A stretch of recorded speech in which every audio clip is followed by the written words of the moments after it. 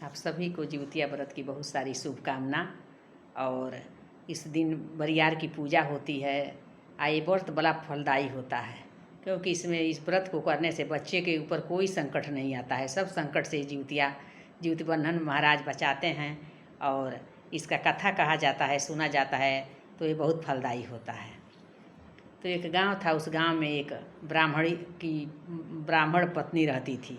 उनके पति एक्सपायर हो गए थे और विधवा थी, लेकिन बड़ा सती थी, बहुत सती थी। गांव भर की बहुत गरीब थी। गांव की सारी औरतों को कुटौना पिसौना करती थी, और उसी का जो मिलता था थोड़ा सा आटा चावल उसी से बनाकर खाती थी। अब एक दिन ऐसा हुआ कि पूरा गांव में बारिश, एक हफ्ता तक बारिश होने लगा। जब एक हफ्ता तक बारिश होने लगा तो कोई धान गेहूँ सूखता नहीं था, तो कोई वो पंडिताइन को कूटने पीसने के लिए न देता था, न कुछ मजदूरी पाती थी। तो एक दिन भगवान से प्रार्थना करने लगी कि हे भगवान, अगर आप सबके दरवाजे पर बारिश करेंगे, हमारे दरवाजे पर अगर आप धूप करेंगे, घाम करेंगे, तो मैं आपके पास सोऊंगी। अब ऐसा हो गया, भगवान जी सुन लिए और सबके दरवाजे पर बारिश होता था और पंडिताइन का दरवाजे पर धूप निकला था। तो गांव भर के सारे लोग अपना धान गेहूँ वहीं सुखवाते थे और पंडिताइन उसको कूटती थी, पीसती थी। जो बचता था उसमें से खुद्दी और जो उसका कौन वन होता था वो दे देते थे थोड़ा सा, तो उसी से वो बनाकर खाती थी। तो एक बार ऐसा हुआ, तो अब घाम हो गया। अब पंडिताइन समझ गई कि भगवान जी हमारे कहने से तो धूप कर दिए हैं, अब ज़रूर आज रात को आएंगे। तो मैं तो विधवा हूँ और मेरे पास सोएंगे तो कितना गलत काम होगा। तो क्या की कि अंदर चरपाई बिछा दी, बिस्तर लगा दी, एक ओखर था उस पर चादर उड़ा कर रख कर पान का एक बीरा रख दी और एक लोटा पानी रखकर अपने दूसरे के घर सोने चली गई।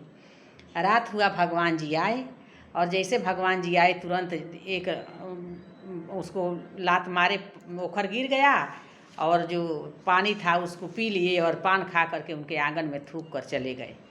अब कुछ दिन जब हुआ तो वहीं पर चौराई का साग हुआ, और बड़ा जब साग हुआ चौराई का, तो साग क्या हुआ कि वो पंडिताइन बनाकर खा ली।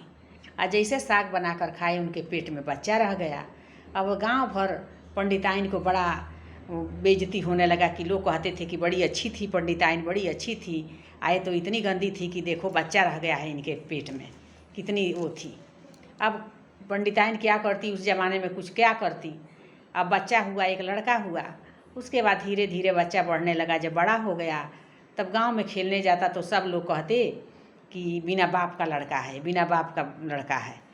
और पंडिताइन जब गांव के लोग पूछते थे कि कैसे हुआ, तो वो बोलती थी कि हम तो किसी से कुछ गलत किए नहीं है, ये साग खाए उसी दिन से ऐसा हुआ है। तो सब पंडिताइन से वो बच्चे चिढ़ाते थे उसके लड़के, क्योंकि भगो यहाँ से, तुम भाजी के जन्मल हो, भाजी के लड़के हो, साग के लड़के हो। तो जब लड़का 5-6 साल का हुआ तो उसको बड़ा शर्म आई और वो अपने माँ से आकर एक दिन कहने लगा कि माँ, मेरे पिताजी कौन है। गांव के सारे बच्चे चिढ़ाते हैं मुझे, साग के भाजी के बच्चा कहते हैं, तुम भाजी के लड़के हो। तब बड़ा दुखी हुई माता पंडिताइन और बोली कि जाओ, एक रास्ता है, 3 रास्ता वहाँ गया है, तुम सुबह जाकर वहीं पर खड़े रहना, 3 रथ आएगा, आगे पीछे का रथ को छोड़कर और बीच वाला रथ पकड़ लेना और उन्हीं से पूछना कि हमारे पिताजी कौन हैं और हम किसके लड़के हैं। लड़का जाकर वहीं पर खड़ा हो गया है और जैसे ही 3 रथ आया, बीच वाला रथ लड़का ने पकड़ लिया।